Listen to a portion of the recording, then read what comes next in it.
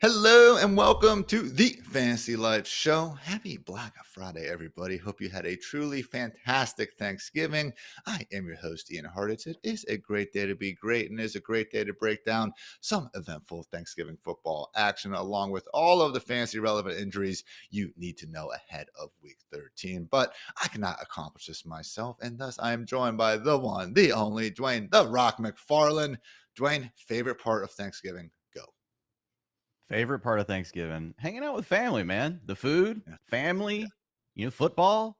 I didn't have any beer yesterday, Ian. So that was the one What? thing. We just, yeah, I know. It never happened. Wine? I don't know. I don't know What, why. whiskey But instead? yeah. Do what? Whiskey instead? No whiskey instead. Hey, I just had a Wine? good, fun, clean holiday. How about that, Hartitz? But I'll have some beer today. How about that? This is crazy, man. Like, you got wine, though. Dude, I'm telling you, it wasn't planned. I just got to the end of the day and I was like, man, never had a drink all day, on Thanksgiving. So Dad, why do you keep there's that. taking all those gummy things that, have that weird logo on the back? No, I'm just playing. But I will say, Dwayne, my favorite part of Thanksgiving, as someone who is, I've been told I have bad food taste. My mom made this sweet potato thing with marshmallows on the top and like these crunchy chips thick in the middle. Oh my God, man.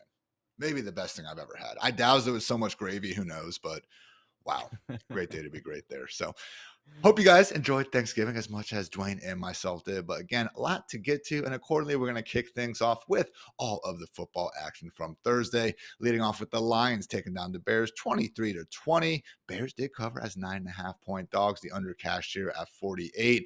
Really a great comeback effort by the Bears, marred by their decision to not take a timeout as the clock basically rolled down. So similar situation as, kind of reminded me of that Cowboys lost to the 49ers in the wild card where they were at the 40-yard line. I'm not sure if even good clock management gives them much of a chance. I guess they only need a field goal, so it's not like that.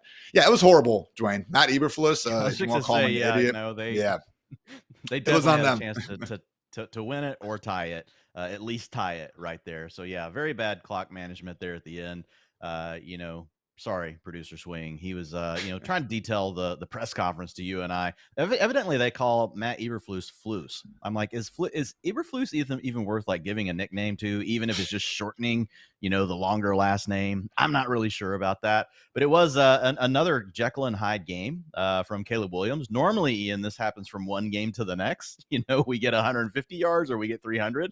This was the story of two halves. He had 34 yards passing and 0 touchdowns at halftime. Comes back with 222 in the second half. Throws 3 touchdowns, including a super, super sweet route by Keenan Allen in the red zone. All you fat Keenan haters out there, you can go stick it in the stuffing after that one. Nice little, it was a little whip route. And honestly, the cornerback was still with him, after his original cut. But, the veteran, fat Keenan, he gave a little extra head nod. And at that point, the two men were traveling in separate directions and he was wide open for a touchdown. So you love seeing that. I will say, it's two performances back to back, even though if we get rid of the first half, for Caleb. We did see this earlier in the year. Ian, I remember you got at that point. You're like, man, looking at Caleb, his EPA over the last 3 or 4 games, really great. So not sure how all the underlying data, I didn't get to dig too deep into that, but feels kind of like a similar spot. Has a couple of good games in a row. Still don't know that I trust him, but we definitely know that he has the ceiling. He has a very low floor. We get it. But the good news is, man, DJ Moore, Keenan Allen, both guys have been over 20 fantasy points in each of the last 2 games, right? Rome Odunze getting some targets, still not quite coming down with the box score production, but DJ Moore and Keenan Allen, I'm feeling a little more comfortable putting them into our fantasy lineups. I was getting absolutely railed on by Bears fans, Dwayne, on Twitter when I brought up the fact that, I don't know, you told me that Rome Odunze was going to have more targets than Marvin Harrison Jr., 15th most air yards in the league. Probably would have expected more than wide receiver 61 PPR per game production. Is that fair to say? I understand Caleb hasn't always made life easy, but not been the best rookie year for Rome. Is that fair?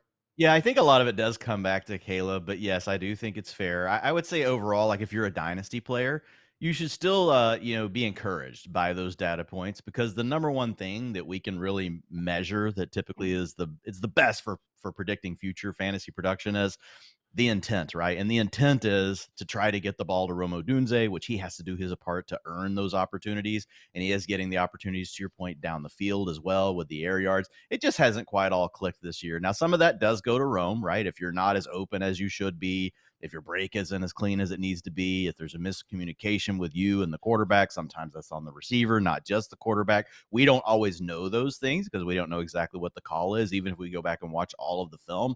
So there is some of this. It does land with Rome. I would say, though, overall, I would be betting on Rome in the future. We've just got a really crowded offense with, quarterback play that's too up and down for a guy like Rome to be someone that we can feel great about the rest of the way this year. Hey, Shane Waldron just takes down one promising rookie first-round wide receiver per year. So, 2024 isn't the best for Rome. Hopefully we get going in 2025. So, yeah, I've seen the uncatchable air yards and stuff as well. A decent stat, maybe a little bit imperfect. But, yeah, regardless, guys, only other news from this one will be Roshan Johnson dealing with a concussion. And the Lions otherwise, looking like a pretty darn good football team once again. So, did see a lack of, touches for Jahmyr Gibbs, especially considering Montgomery was dealing with that injury. So, I'm sure that didn't exactly make fantasy managers nice, but we did get Dwayne a Gibbs fumble, which meant we got the animation where someone, photoshopped a bunch of Sonic rings breaking out as soon as the ball went out. So I did appreciate that. It was the largest rush share of the entire season for David Montgomery at 64%, dealing with a shoulder injury. But is that not the most Dan Campbell thing ever? Like, we've got a guy that's hurt and we're just going to feed him because that's what we do. We rub some dirt on it and we get back out there. Yeah, David Montgomery, 64% of the carries, 27% to Jahmyr Gibbs. I do wonder if it was almost a revenge game thing. I know Montgomery has had plenty of games with the Bears since, but you remember when the Lions played the Cowboys, how petty they were early with making Dan Skipper eligible on the first play and stuff. Like, if there is a coach who I does think go out of his way to help his players in revenge games, it's probably Dan Campbell. And guess what? The Lions are arguably the best team in the league. So keep on doing you, Dan. A team that is not the best team in the league, Dwayne, but they do have a 2-game winning streak going. Your Dallas Cowboys, my Dallas Cowboys, not really everyone's Dallas Cowboys, but they beat the Giants 27-20, covered as 4.5-point faves. The over cashed here at 38.5. And big takeaway, Dwayne, is that Rico Dowdle looked pretty freaking good on his way to racking up 112 yards on the ground and a touchdown. I believe that snapped a 26-game streak of the Cowboys not having a 100-plus yard rusher. So great day to be great, Rico Dowdle.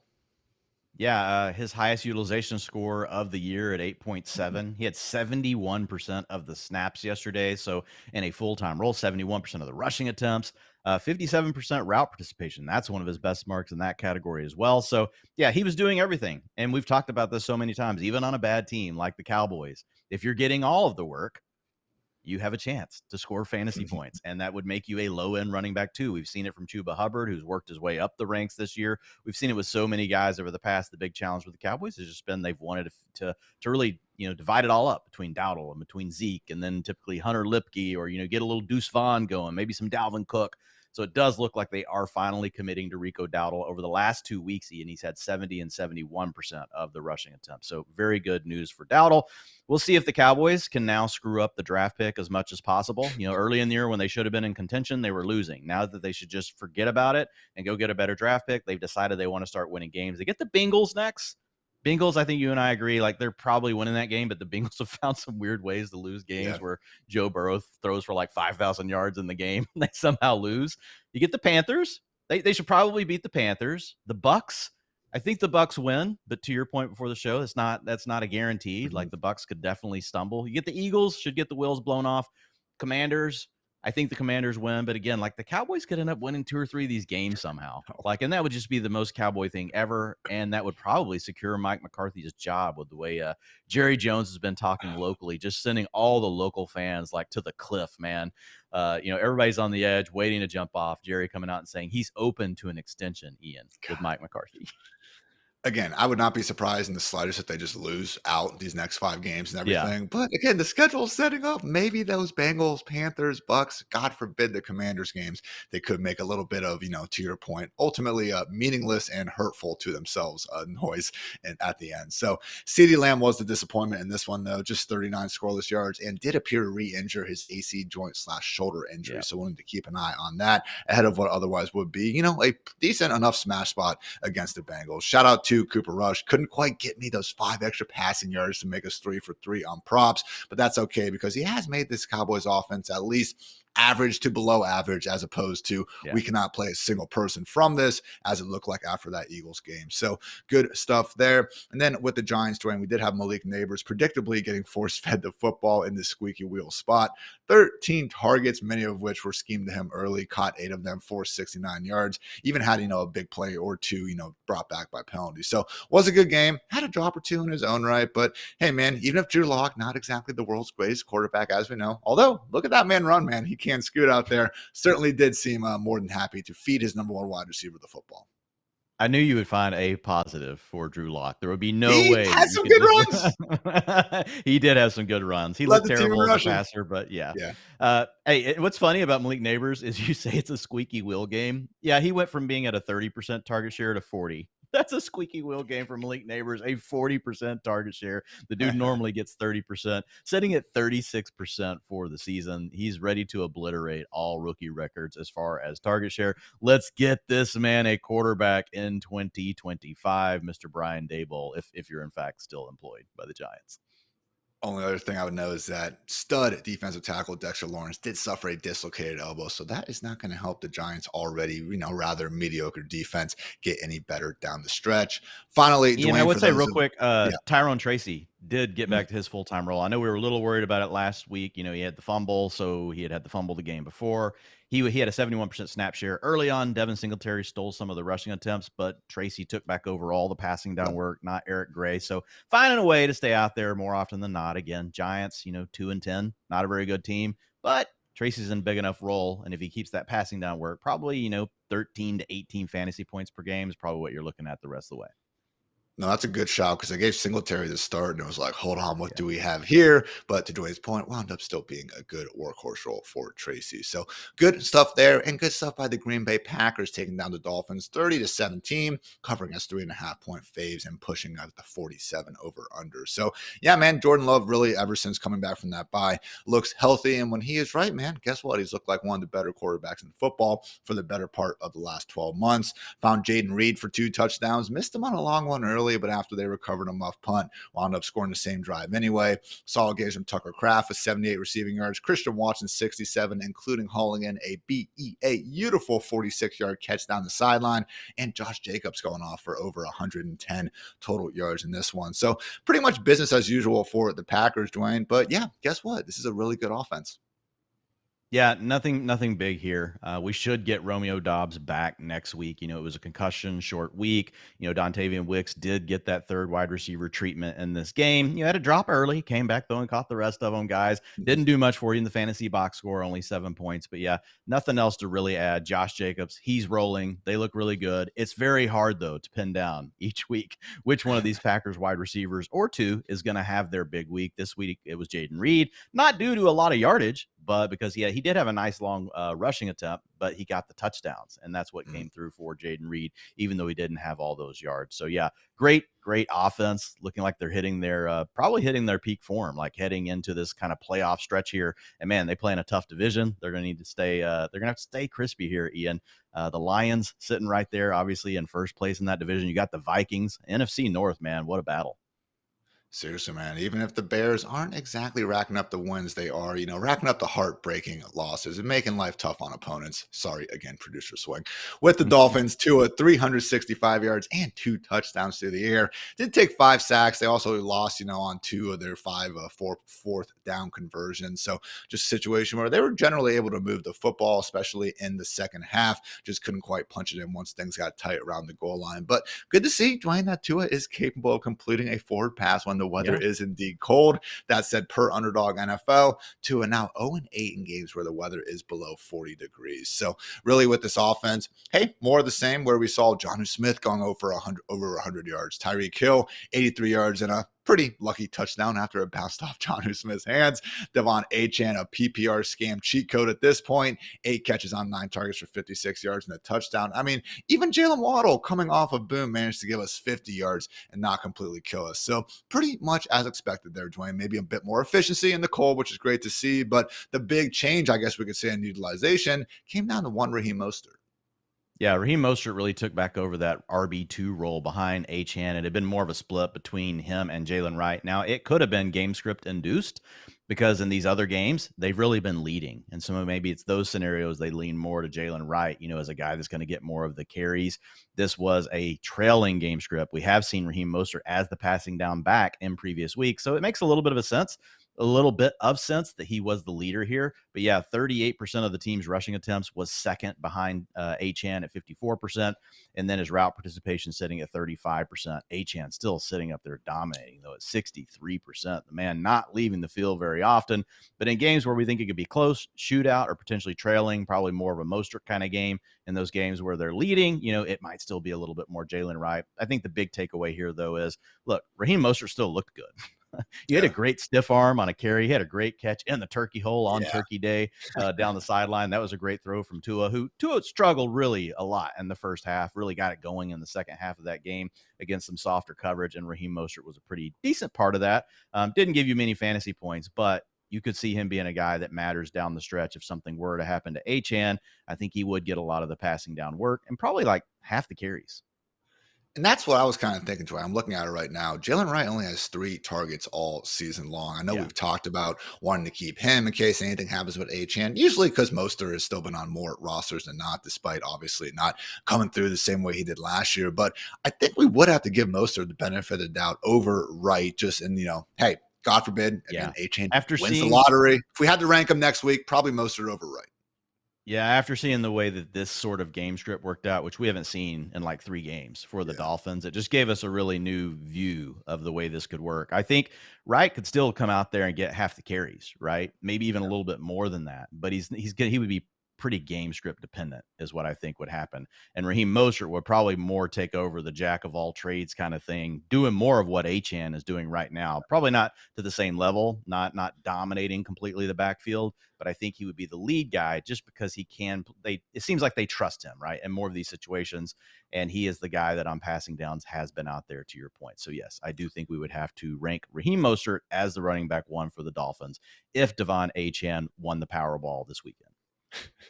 Good stuff there. And guys, if you enjoy hearing Dwain and I bark and break down these games, feel free to check out our Sunday night podcast where we do that for all of the action from the previous week. But first, guys, got to give some love to Fantasy Life Plus because we have a lovely Black Friday sale for all of you. Code BF50 will get you 50% off any premium package for 1 full season. So I'm talking about the rest of this year, all the way through the draft, through fantasy draft season, and yes, through 12 weeks of next year. All you got to do is go to, again, fantasylife.com, code BF50 for 50% off that premium package for 12 months of rankings, utilization tools, projections, start sit tools, bet trackers, all that, and so much more. So again, code BF50 for 50% off any premium package only at fantasylife.com. All right, Dwain, let's get into some quarterback injury report goodness here. Not the heaviest injury report in the world. I'm going to softly tap on wood to both save that and not piss off my dogs. But starting things off, dude, we do have Broncos quarterback Bo Nix dealing with a bit of a back injury, just been carrying this team all season. So this was bound to happen at some point. But now he was just limited ahead of Monday Night Football. Even have Benjamin Albright saying that's not expected to be an issue. He should be fine and good to go. So I'm personally not overly worried about this, Dwain. And accordingly, Bo Nix and Courtland Sutton still staples high up in our ranks. Yeah, I mean, you and I both have Nix as QB8 this week, Waz as QB9, Friedman QB10, Charch QB1. We're going to have to get Charch on the show here. I just noticed the QB1. I was like, Charch really loves Bo Nix this weekend. Is there some sort of a narrative I'm not aware of here against the Cleveland Browns? But yeah, so squarely inside our top 8 for the week. The guy's just been balling out over the last month, Ian. So there's really not any way to hold him down. Like I've been slower than all of you guys. I've been moving him up, even Friedman was more aggressive in moving up Bo Nix. Wet blanket Friedman actually was moving this guy up more aggressively than me. But yeah, I'm at the point now where I'm just like, he's a top 12 quarterback. There's nothing else to talk about right now. I've got him in the same tier this weekend, Ian, with Mahomes, Kyler Murray right there. You may argue Anthony Richardson in the same tier, but like a group of 4 guys above that, right? I've got Joe Burrow, Baker Mayfield. Those are your 2 elite pocket passers that have the great matchups. Then above that, we've got all of our dual threats, right? Lamar Jackson, Jalen Hurts, Josh Allen, Jaden Daniels. So he's in my 3rd tier. which is pretty much where he's been for a month. And I don't see, obviously, we'll keep an eye on the injury, but yeah, you love to see it. And the nice thing about Bo Nix too is we've really seen him almost a la Jordan Love from last year, where earlier on in the year, even when he wasn't really a good real life quarterback yet, he was still putting up good fantasy numbers, being an athlete and running around. But as we've seen him, become more in tune with Sean Payton's system and start racking up those passing numbers, the rushing production has gone down, which is fine. You're a quarterback in the NFL, probably shouldn't be running around all that much unless you're Lamar Jackson or Jalen Hurts anyway. So great stuff from Bo Nix, and yeah, certainly expecting him to keep the good times rolling. Now, Dwayne, we could get the return of a quarterback. Trevor Lawrence, dealing with a left shoulder injury, has been limited throughout this week. So they showed him in the press conference, man. You could just see that bulge underneath his hoodie, man, with that left shoulder. So really, it does seem to be a severe issue, albeit it is to his non-throwing shoulder. And apparently the Jaguars want him to push through it and maybe save Doug Peterson's job. Although I thought he was supposed to lose it after he lost 2 weeks ago. So yeah. Awesome reporting, insiders. Thanks for that whole, issue on Sunday morning. But yeah, Dwayne should be back in the lineup, which should be good news for Brian Thomas at a minimum. Yeah, I don't understand this though. I mean, look, we've argued about Trevor Lawrence many times. We've kind of bashed on him. That's putting it nicely. But he's still your franchise quarterback. You just paid this man all this money. Your team is not good. You could have a better draft pick next year. I get it. Like, you can't ever just say you're giving up, but I don't know why they're going to continue to run Trevor Lawrence out here. And why would you want to save Doug Peterson's job? I don't understand anything about what the Jaguars are doing right now. But to your point, if we have Trevor Lawrence out here, we know there is boom potential. We know there's bust potential with him, but we know that there's a ceiling in the passing game. And we have also seen, I don't know if there's anything to this, but some of these quarterbacks, Ian, I feel like when you just kind of get it whittled down where you don't have 5 targets you're trying to feed and it's all of a sudden just 2 guys and you're just out there kind of playing backyard ball with, like, you've got your best buddy and then you've got the actual best dude on the team. You're like, I'm throwing it to these 2 guys. Like, I got my friend over here and then I got the guy that can beat anybody on the opposite side. It just becomes like backyard ball. And I think that's what we're going to get with Brian Thomas Jr. and Evan Ingram with Trevor Lawrence if he can be under center. Yes, Brian Thomas Jr., I think I'm the highest ranker on him. I think you're pretty close with me. I have him as a low-end wide receiver 2. But I think he has wide receiver 1 upside. Both of us have him wide receiver 23 in lockstep. Okay. Great minds, as they like to say. You are a little bit higher on me than with Evan Ingram, though. You have him as tight end 8. I have him as tight end 10. So not too far off. But I do prefer David Njoku. And who's the other guy I might have? Great podcasting. Someone else around there. So TJ Hawkinson in that same area. Jonnu Smith, again, for sure. Oh my God, dude. That was fantastic. So got that prop to hit. That was a fun one. But yeah, man, Evan Ingram, comfortable top 10 tight end. We saw what he did last year without Christian Kirk, and he was starting to do it again right before we unfortunately saw T-Law get hurt. So please do not start Trevor Lawrence if you can at all help it. It seems like an issue that could be re-aggravated in a hurry, especially against that Texans pass rush. Accordingly, T-Law is not ranked any higher than QB 25 from our, alleged expert rankers. Last one, Dwayne, we do have Brock Purdy, limited in practice, and it does seem like very limited. I mean, there was some report basically saying, when you hear the quarterback doing mental reps, not actually throwing a football, I do get a little bit concerned about it. So right shoulder injury, and unfortunately a situation where the 49ers do play the Bills on Sunday Night Football. And yeah, Dwayne, I would say the 49ers, they seem to have this idea in their heads that they're the only team in the NFL that don't really have to tell people what their injuries are. We found out Fred Warner's been playing through a broken ankle for the last 2 months, more just very normal stuff coming out of San Fran. But yeah, man, I mean, we saw the Florida's offense when Purdy is not under center. It's not the easiest matchup in the world, obviously going to Buffalo in prime time. If there's any sort of questionable game time decision designation to Purdy, which is a little bit more rare for quarterbacks, to be fair, man, but I don't want really anything to do with these 49ers other than Christian McCaffrey if I can help it, and Kittle. Yeah, I downgraded them all yesterday morning in the ranks just after reading more about Purdy and seeing the mimicking thing that you talked about, where he's just mimicking the reps. And then it sounds like it wasn't much better yesterday based on the reports that I read. So I'm leaning towards Purdy not being available for this game. I'm not a doctor. I could be completely wrong. The 49ers are masters of subterfuge. We've talked about this, just like their play calling, misdirection, screen plays, backdoor plays to surprise you. Same thing with all the injury reporting. So we just really don't know what's going to happen here. But in any sort of tiebreaker situations, I'm picking players that are not on the 49ers if they're close. Juwan Jennings, they do still had like a 30% target share last week with Brandon Allen, but it's not the same as whenever you have Brock Purdy. So I would say Deebo Samuel as well as Juwan Jennings more in that wide receiver 3 conversation than what we would typically talk about as a wide receiver 2s with Brock Purdy. George Kittle, look, he's still George Kittle. He's going to be in the top 4 tight ends, even though we've got some other really good options just because he's such a stud. And then to your point, though, CMC, you're not moving him down, but it does really hurt Juwan Jennings and Deebo Samuel.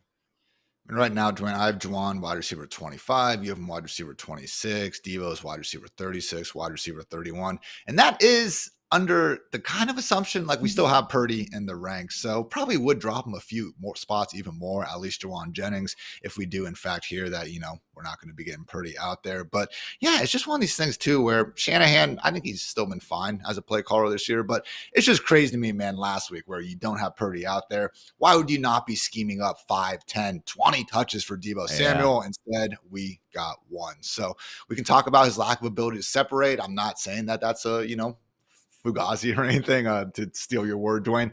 But yeah, I mean, when he's going out there and only making big plays on kick return, not ideal at all. So not ideal for the 49ers, maybe not ideal for your fantasy team. But again, keep an eye on that because obviously getting Purdy back would be good as long as, his right shoulder isn't completely shot. So some good news for running backs, though, coming up, guys, right after a quick word to our friends over at New Era. Get my Kansas City Chiefs hat on, because we're going to watch this just incredible Thursday or Friday game. What am I saying? Egg Bowl's on too, Dwayne. I'm excited for that. But what's up, Fantasy Life fans? Show your support for those who serve with the official cap of Salute to Service from New Era Cap with a snow camo crown and graphite accented team logos. The Salute to Service collection lets you proudly show your appreciation in a sleek and sophisticated way. Pay tribute to those who protect us with the official cap of the NFL from New Era Cap today. The NFL and New Era are dedicated to honoring our nation's heroes through contributions to the NFL Salute to Service charity partners. You can learn more at nfl.com/salute. Also love New Era's winter hats, Dwayne. Get the toboggans out. Is that what you call them down there? You probably don't even wear winter hats in Texas. I don't know what I'm saying. Well, I mean, we should. Lamar Jackson wears them everywhere, and he makes them look cool. I can't make them look as cool as Lamar Jackson, but, yeah, we do call it a toboggan. Are you one of those earmuffs guys? Because you don't want to mess up the hair? No, I'm not an earmuffs guy. Could you imagine a grown man wearing earmuffs around? Come on. Dude, that was my problem. Does that really happen? Yeah, because when I was like 22, I tried going with a little bit longer hair. And it's, a little bit longer than my buzz cut for years now. But I asked my friends, I was like, all right, I'm getting around to the long hair thing. But like, what do you do when it's cold out? I need to put my hat on. It messes everything up. And my friends looked me in the eye and said, wear earmuffs. That was a deal breaker, Dwayne. So about 8 years later, we're trying again. I think they were pranking you, to be honest. I think they're going to see if we can get Ian to wear earmuffs. 12 years later, it's all coming together in my pea brain. So, all right, back on schedule, though, guys, some running back news. If you're listening to it now, the game might have already started. But yes, we are indeed going to see Isiah Pacheco out there for the Chiefs. Not listening on the final injury report. Ian Rapoport went ahead and confirmed the obvious this morning. So with Pacheco, Dwayne, would make sense for them to ease him back in. But I would hope, man, by next week that we can get the Pacheco 3 down roll back, because out of all the running backs we've seen in KC this year, Pacheco clearly has been the best one. Yeah, I think it just comes down to, how he's performing, how he feels, which we just don't know what that will look like. Will it be like what we saw from Tony Pollard coming off a similar injury? Last year, we saw Mark Andrews get injured early in the year, and he was not able to really get back until the playoffs. So Pacheco is ahead of, kind of the recovery timeline we've seen from Mark Andrews and what he did last year. Pretty close, but we'll see what he looks like once he gets out there. I do think you should play it conservative with him this weekend. Again, I'm not a doctor. We know nothing. They could come out and give Pacheco 60% of the carries this weekend, and I wouldn't be completely floored. I'm looking at him as being more of the 1B in a kind of a 2-head committee this weekend. You got a good matchup against the Raiders, right? The Chiefs are strong favorites here, so I think Pacheco could still punch in a touchdown, Ian, if he's filling up to it. But I'm thinking probably 30, 35% of the rushing attempts. That's about where I have him in the projections this week. Again, we don't know for sure. I'm just approaching it as an injured player returning to the lineup that is going to be a little bit limited, but it could easily go the other way. I think it's just tough, though, to think of him as anything more than like a low end to mid range running back 3 on a slate where we've got all the options are available to us, and running back has been so strong this year. Like, it's just not many rosters honestly are hurting for running back help. If you are, Pacheco, I think you could use as a flex, but I'd really rather not play him. Dwayne has Kareem Hunt RB29. I have him RB30, and just a few spots below that, we do have Pacheco. So slight lean to the healthier guy who has been controlling the backfield for a while. I could see, though, again, depending on what happens here today, Pacheco being right back in that top 15 combo as early as next week. We will see what happens there. Over with the Chargers, though, Dwayne, less uncertainty here because we do have J.K. Dobbins firmly expecting to miss at least this week with a knee injury and potentially longer than that. So it would seem that Gus Edwards is going to remain the feature back. I don't even want to call Hassan Haskins their goal line back. He's pretty much their 1 yard line back in one specific like T formation they like to bust out from time to time. So maybe, Dwayne, we finally get not the debut. He's made a couple plays this year, but the true, 5 to 10 touch debut, I should say, of Kimani Vidal.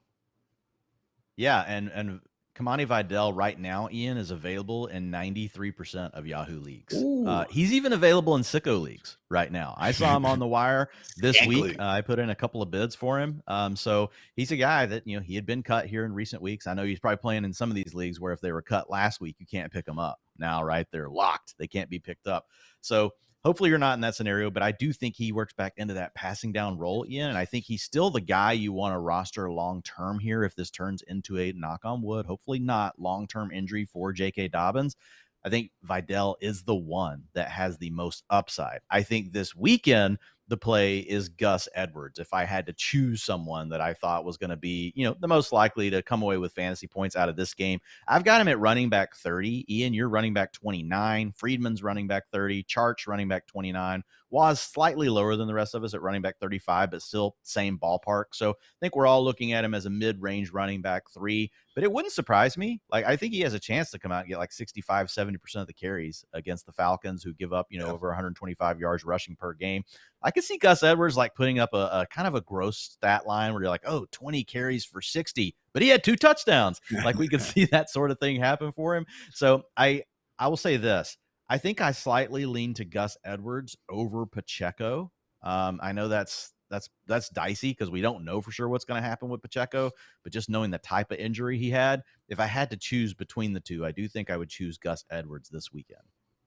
I'd be very surprised if Gus gets any fewer than 15 touches out there. Meanwhile, Pacheco could have 5, and we just hear in the postgame that Andy Reid's like, wanted to get his feet wet. We'll have him full go next week. So I'm with you, Gus bus over Pacheco, at least for 1 week. And get Kimani, go ahead and stash him in those lineups as well. Over with the Jets, Dwayne, seemed like it was going to be potentially devastating news of Breece Hall starting off the week with a DNP to a knee injury. That said, he already got back to a limited session on Thursday, and the Jets did say from the beginning they're still hopeful that he can play out there. So look, Breece Hall is good to go. We are starting him in lineups of all shapes and sizes as we have all season. But if he's not, Dwayne, we're pretty much going to take that same sentiment and just apply it to Braylon Allen. Yeah, I'm looking at the ranks right now. If we had Breece Hall out of the lineup, I'm looking at probably around where Aaron Jones, Chuba Hubbard, Bucky Irving. Like, I think he fits right there. Like, you're not going to push him above Chase Brown, Jonathan Taylor, Kenneth Walker, Kyron Williams, those sorts of players. Like, I think we're going to keep him still behind those, but it's right there in that next tier. So I think once you get to the name Jonathan Taylor and you're past that, you're looking at James Cook, Aaron Jones, Chuba Hubbard, Bucky Irving, Tony Pollard. Like, I think he goes in that tier, probably closer to the top of it. I'm looking at Dwayne's rankings right now on FantasyLife.com. RB14 is Aaron Jones, then Jonathan Taylor, James Cook. If you wanted to put him right there ahead of Chuba, I wouldn't call you crazy. I think if you want to be a little more conservative, give him Chuba. I mean, start Chuba, start Bucky Irving, I think. Playing the Panthers, he's just so good right now. Yeah. I would play him ahead of Ramondre Stevenson, Tony Pollard with Tajay Spears back, Najee Harris, and those guys. And James Conner's got a tough matchup against the Vikings. I would start him over James Conner this weekend. I mean, the Vikings give the least rushing yards per game. So, I think there's some names here that people might be surprised that, oh, wow, we would start Braylon Allen over those guys. I mean, I'm looking at the Jets right now. Isaiah Davis, who is a real life running back, has 4 carries, and that is literally it behind Braylon Allen and Breece Hall. So I think it's going to be a 3-down roll, Dwayne. I mean, Braylon Allen, even if he's not Breece Hall good as a receiver, he is a big, big, big human being who they've already been willing to use in pass pro pretty much from the beginning of the year. So, I mean, Breece, we've seen in the past, he has these 80, 90% snap games. I do think that is firmly on the table for Braylon Allen. So again, we'll see what happens. Hopefully it's not going to be a situation where it's exactly, a mystery up until game time. I do believe this kickoff is at a reasonable early one in the day.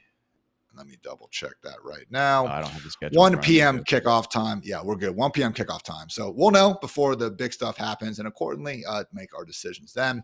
Situation, though, Dwayne, where it could be a little bit trickier. Still a 1 p.m. kickoff, but just have multiple bodies involved. Commanders backfield, Austin Eckler with the concussion, not practicing this week and accordingly not expected to play. Brian Robinson, meanwhile, has been limited in 2 days in a row with that ankle injury. So, B-Rob, we have seen situations where he's questionable going into the game. We had that 1 week, man, where he was pretty much expected to play and then had a really bad pregame workout and wound up not being out there. So, I do think this is a good situation where on Saturday, we kind of get these later afternoon notes. And as someone who's going to be fully invested just in the Buckeyes for the next 36 hours, I will probably be missing them. But Dwayne, with the Saturday roster elevations going up, if we do see Washington add 1 or even 2 guys from the practice squad, that could be a good indication that Robinson's not going to be out there, which really would set things up nicely for Jeremy McNichols.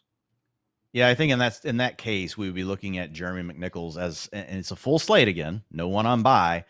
That probably puts him as a borderline running back too. They lower did than re-sign Chris.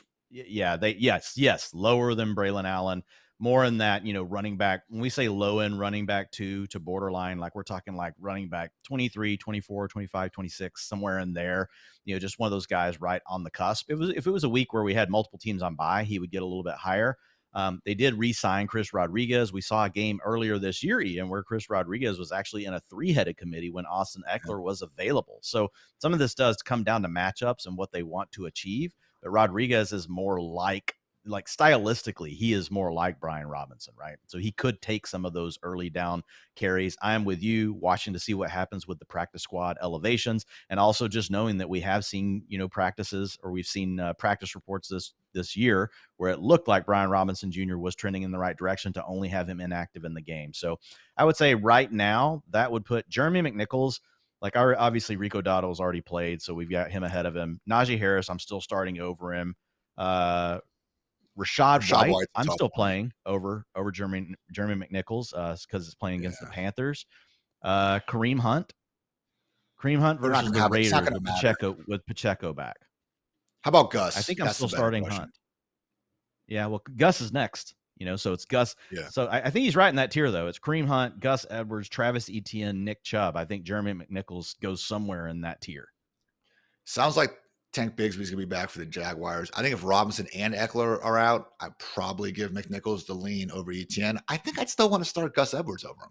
I think so, too. I think it's just cleaner. I think we've got a better, and again, this will be one of those cases where we say that, and then we'll be on, the Sunday night recap, and we'll say, we know nothing. Because, look, guys, the toughest part of this job is like trying to read a coach's mind. I mean, it's an impossible task. We try to use the data that we have, but it doesn't always mean that that's going to predict the future. But I do agree with you. I think Gus is a little bit cleaner situation, so I would lean to him. But then, yeah, I agree with you, playing McNichols over Travis Etienne. What about Chubb against the Broncos? We know he doesn't get any passing down work, but we know he's pretty much locked into the lead role on early downs. Yeah, it's just, man, I'd be shocked. It's right there. More than 50, probably 60 a coin flip. That's sad news for Nick Chubb that he's a coin flip with Jeremy McNichols. Jesus, I don't think it's all his fault. I mean, that O line is just was already bad, and it's now an injury riddled, version of bad. But yeah. I mean, Chubb and Gus Edwards at this point, they're not. We just trust the Chargers' offense more, like their roles. You're starting McNichols over Javonte, though. Let's do the slam dunks. You're starting him over Javonte. Yes. You're starting him over Pacheco. You're starting him over Tank Bigsby, Tajay Spears. That's a close one. Well, Jaylen Warren was the next name I skipped. It was right next to Nick Chubb. Because it's tough. I think I am playing McNichols just because Jaylen Warren, I have no chance. Okay, it's that's that question. Do you just need 10 points for a floor? Or are you looking for a guy that could give you 20? Like, I really think McNichols has the better chance to suddenly we're like, whoa, he got 70% of the work. That's not happening for Jaylen Warren. So you can honestly use that as your gauge for all these things. Kareem Hunt, I wouldn't be surprised if he got 70% of the work. But once you get to Travis Etienne, Nick Chubb, we know those guys, you're probably in a range where McNichols is the more likely guy to have a shot at an every down role over those guys. And again, it's just especially frustrating because we've seen games this year without Brian Robinson, and Eckler's role has gone up and down depending on the format. It really does seem pretty game script, even game plan dependent. And sadly, in recent weeks, man, we don't even have the benefit of the doubt that we're looking at one of the best offenses in football as well. Obviously, not the world's easiest matchup against the Titans as well. So more of a mid-tier RB3 if we do see those guys out. But again, certainly a storyline that will be worth paying attention to as we get into the weekend. Just a handful of other injuries I wanted to quickly run through, though, guys. We should be getting Tajay Spears back for the Titans. He did practice in full on Thursday with that concussion, so a little bit less work than usual for Tony Pollard. He'll be more of a borderline RB2 as opposed to that top 15, top 16 option who would be in most lineups. Dwayne also mentioned Tank Bigsby coming back. Really does just render him and Travis Etienne as both, don't want to say non-viable starters, but guys that you certainly aren't thrilled about putting into the lineup because, God forbid, we probably also need to get Dearness Johnson a few snaps as well. And then finally with the Raiders, we'll still see if it's going to be the Amir Abdullah show later today. We do have Zamir White out with the quad injury, but Alexander Mattison questionable with the ankle. Abdullah still just in that multiple RB3 range regardless, even if both those guys are out. Saints could be getting back running back Jamal Williams with that groin injury. Wouldn't make things ideal for Taysom Hill, but then again, it is Taysom Hill who tends to get his touches regardless. And Jamal, man, just, regardless of really what's been going on with the Saints, they have not gone out of their way to feed him the football. And finally, Cardinals running back Amari DiMercado still injured with that back injury. So just a good reminder, everyone, especially next week when we see all these buys, really coming down. Trey Benson remains, one of the most valuable handcuffs in fantasy. We just saw all the, just not joy, but all the rush to get Braylon Allen on squads with Breece Allen hurt. Braylon Allen, Breece Hall, apologies. Similar thing would be happening here with Trey Benson if James Conner, God forbid, has to miss some time down the stretch. So good stuff there, guys. Now we're getting into some wide receiver injury updates right after a quick word to our friends over at DraftKings. The days of waiting in line at midnight to get the best Black Friday deal are over. Now, all you got to do is check out our partners over at DraftKings Sportsbook, who have touchdowns on sale all weekend long. Now, that is something to get excited about. Did you think that was it? Well, right now, all new DraftKings customers who bet just $5 will get $150 in bonus bets if your bet wins. Just download the DraftKings Sportsbook app and sign up using my promo code FANTASYLIFE. The crown is yours. That's right. Check out the DraftKings Sportsbook app all weekend long to stay up to date on all the touchdown offers available. And don't forget to stay in on the action and use your $150 in bonus bets on DraftKings same game parlays for a shot at an even bigger payout. You can combine multiple bets together from the same game. If sports betting is not yet available in your state, don't worry. You can still join in on all the fun with DraftKings Daily Fantasy and have the shot to win cash prizes. Download the DraftKings Sportsbook app now. New customers use my promo code FANTASYLIFE and bet just $5 on any wager to get $150 in bonus bets if your bet wins. That's promo code FANTASYLIFE only at DraftKings Sportsbook. All right, Dwayne, wide receiver season kicking things off with the Falcons. Drake London, unfortunately, a Thursday edition coming off that bye week with the hip injury that had previously, knocked him out early of, a game a couple weeks ago, but did have it popped up on the injury report in week 11, but he was practicing in full throughout the week. So I don't love this. We don't want to see anyone. Late week addition to the injury report. It does add some clouds, thought we had our clarity, thought we were all good, still dealing with the issue. That said, because it's something we've already seen him play through, I'm relatively optimistic he'll be okay here. Yeah, and you and I are the highest on him this week. We both have him as wide receiver 9. Freeman and Waz are both wide receiver 13. Charges at 21. I am going to bump him down. Obviously, if he practices in full today and they remove him from the injury report, I'm not going to. I typically wait to make these moves until Saturday evening. I think you make a lot of these moves on like Saturday morning. You'll jump up and get in there and move some guys around. So I would probably go ahead and move Pickens, Higgins, Cortland Sutton above him.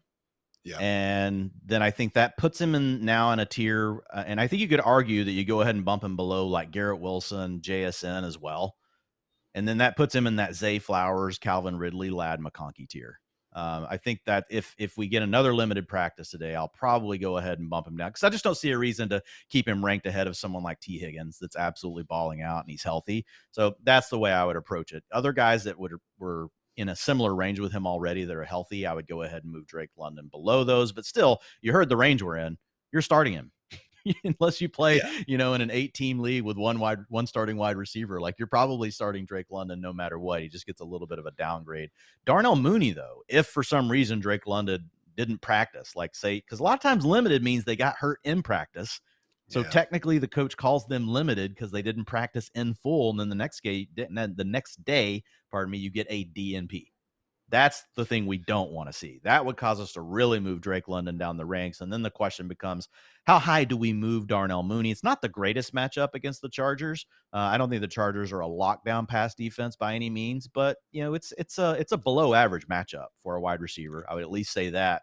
So, I mean, I've got Darnell Mooney right now. I'm a little higher than you guys. I'm 25, you're 31, Friedman's 35. But it's still, I struggle. Like, am I going to push him past Devontae Adams? Still probably the same tier. Brian Thomas Jr., as long as Trevor Lawrence is playing, I'm still playing over Darnell Mooney. I just think there's so much upside. Terry McLaurin. So I don't think I'm moving him much, maybe to the top of that tier. I have to say, like, I feel like I constantly disrespect Darnell Mooney. It's not intentional. The dude has really played well this year. Like, when you go look at his box scores, you're like, Darnell Mooney, he's a mid-range wide receiver 2, period. It's just that we've got all the teams available this weekend. It makes it a little bit tougher, but for sure a wide receiver 2. And I wouldn't argue with anyone else that said, hey, he should probably be up there ahead of Ladd McConkey and Calvin Ridley. I think you could make a case for that. No, he's had a fantastic year. I mean, every single week, people, you're going to see at least one or two just crispy deep outs where him and Cousins are on the exact same page and good things have accordingly happened. So I'm with you, Dwayne. Drake London, top 10. If we see him, fine, not on the injury report. He's still going to be top 20, probably more like top 16 if we do see a questionable tag, just not quite as ideal. If he is out, Darnell Mooney, maybe we get him up. The highest I think I could see myself moving him up would be like wide receiver 18 ahead of Zay Flowers. But I probably play Zay Flowers ahead of him. Yeah, that's the range, though. It's right there. But I think the bottom line is, though, if London is out, Mooney should be in most lineups. I think that's the biggest takeaway here. If you got Drake London playing, like Mooney, if you play in a 2 wide receiver league, there's cases where a lot of you guys are going to have 2 wide receivers. You're probably starting over him. You may regret it because Mooney could easily outscore one of those guys. So he moves from being more of a flex wide receiver 3 to being locked into the wide receiver 2 conversation if we don't have London. And that's the bottom line because Stone Cold Dwayne said so. All right, some more injuries going on in the Indianapolis Colts wide receiver room. Josh Downs and Alec Pierce and Ashton Dulin, all with back-to-back DNPs to start the week, shoulder, foot, and ankle injuries respectively. So Downs is already someone, Dwayne, we are fully expecting to be out. But my God, you remove Pierce and even Dulin from the equation as well. I realize, the erratic passing nature of Anthony Richardson and everything, but we'd be taking a passing game that normally has been this 4, even sometimes 5 parties, involved. Tough to kind of get a good feel for whatever's going on. Basically condensing the entire thing around Michael Pittman and A.D. Mitchell ahead of a matchup with the Patriots secondary that's allowed 8 passing touchdowns over the course of the past 2 weeks. Yeah, the volatility of Anthony Richardson is enough, I think, to keep us from getting crazy here. But you and I were already pretty high on A.D. Mitchell before the stuff here with Alec Pierce. We were already assuming Josh Downs would not play due to the shoulder injury. You've got him wide receiver 46. I'm wide receiver 45. We're way ahead. Like Waz is 73, Friedman 59. I think you and I are much more into A.D. Mitchell and the talent profile if he gets more playing time. So I don't know how much further up I would move him. Like, would you play him over Amari Cooper? No. That's the kind of spot. Amari Cooper, Jordan back, Addison. Yeah, that's what I'm saying. I mean, that's the range where I could maybe make a call on it. You got Amari Cooper, Jordan Addison, Khalil Shakir. That's the spot. There's a bunch of names that have already played here, like Jameson Williams. We would obviously give it a shot. Jameson didn't do a lot yesterday, but I don't think we're going to do it over Tank Dell. We both like him this weekend. I don't think it's enough, like, even with the 49ers battling a backup quarterback, where I'm going to get him past Debo. I'm not going to get him past Jerry Jeudy, Jacoby Myers. So, yeah, I think the highest I would go with A.D. Mitchell, like, he probably jumps up to right in that Amari Cooper range, which I have Amari. We both have Amari wide receiver 39 this weekend. Yeah. Freeman's right there with us at 37. I think that's the range for Mitchell. The other question is Pittman, because the last 2 weeks, man, Pittman has been playing better. I know he got hurt again last weekend, but the target share has been back. They've been doing some design stuff for him.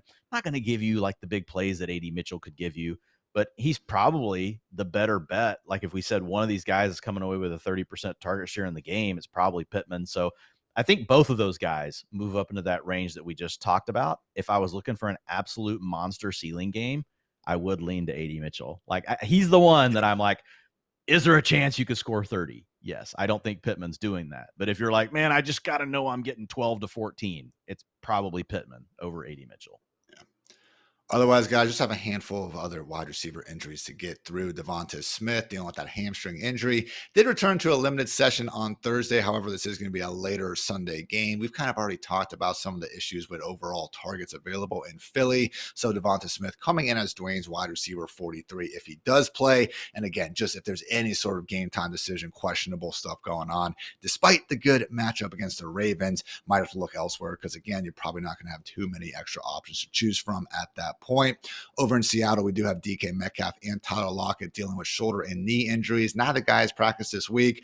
JSN is already a top 15, top 20 guy. If you want to talk about him being top 5 without them, go ahead. You're starting him regardless, though. But yeah, maybe not great news for DK Metcalf if he is again forced to play through the shoulder issue. Also know Calvin Ridley practicing in full. He is good. Keon Coleman and Pop Douglas, they are limited. Keep an eye on them if you are so inclined. Cedric Tillman starting off the week with a DMP ahead of Monday Night Football. We'll know by Saturday. Usually concussions aren't exactly game time decisions, but yeah, should be looking elsewhere if you haven't already. Noah Brown, new addition on Thursday. Maybe they have to throw the ball at Terry McLaurin. Now, Dwayne, what a wild, development that would be. And also, sorry, Cokeheads, but Jalen Coker still not practicing with that quad injury. Then over at tight end, Dalton Kincaid still not practicing with a knee issue. Obviously, a little bit disappointing before that, but going to be more at Dawson Knox in the meantime. Noah Fant should be back, so sorry, AJ Barner stands out there. Not like we can overly rely on any of them. Limited, so we'll see what Will Dissly, Foster Moreau, probably not going to get Tyler Higbee. Will Dissly, the only one to somewhat worry about, but the fact he did go from a DMP to a limited is good news. And then not looking as good, Jatavian Sanders, Josh Oliver, and Charlie Kohler.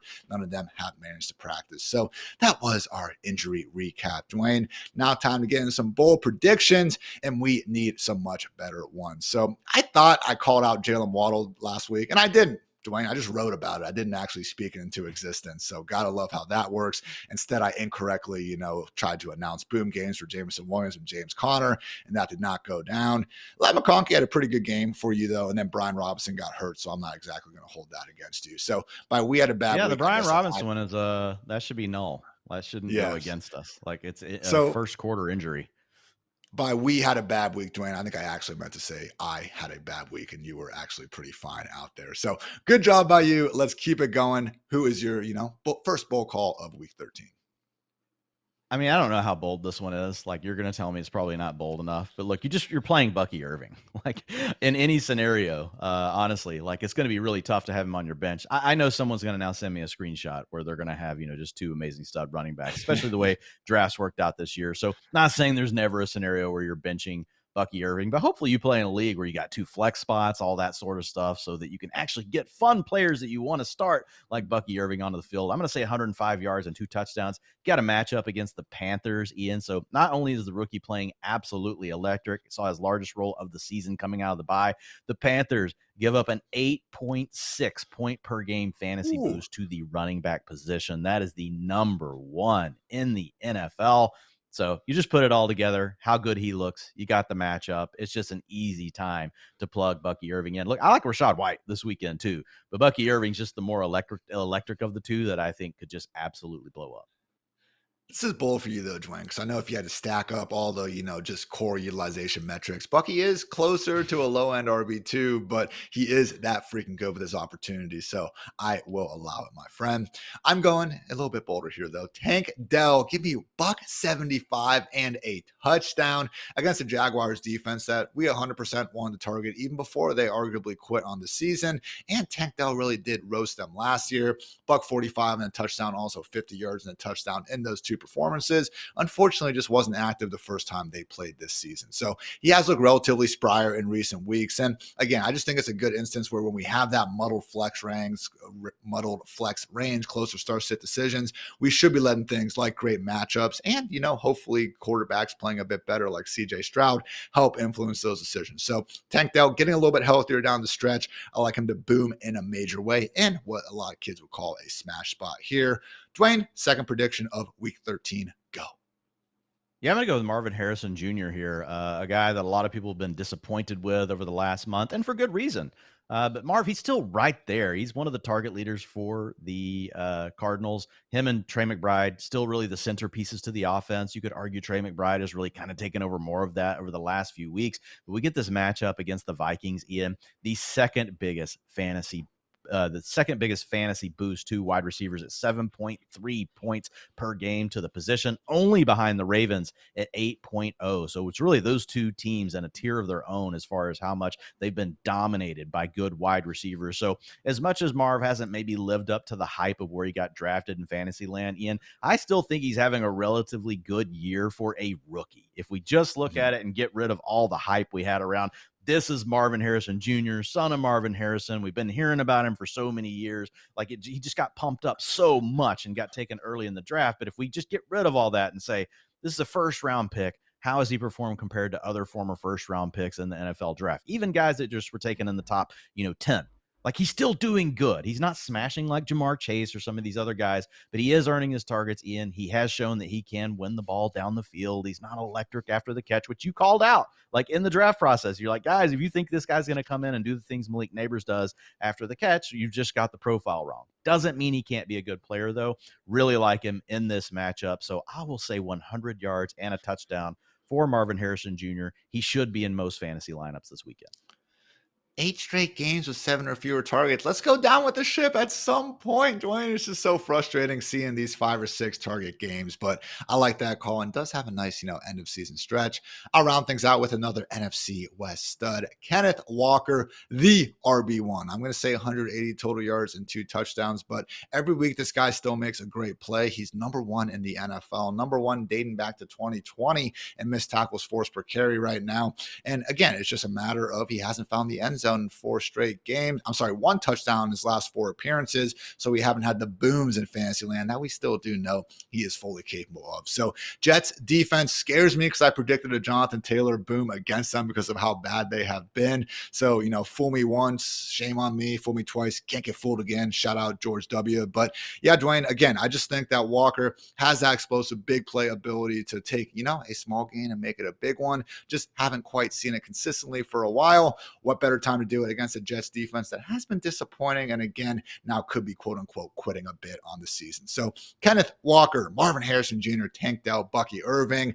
Let's get some great bull calls going, Dwayne. So again, hope everyone had a fantastic holiday season. Dwayne and I will be back Sunday night regardless to break down all of the action from week 13. So hope you guys enjoyed the show and otherwise have a great weekend and go Buckeyes. So for Dwayne, for producer Matt, for producer Jackson, I'm Ian. Thanks again for tuning into the Fantasy Life show. And until next time, take care, everybody.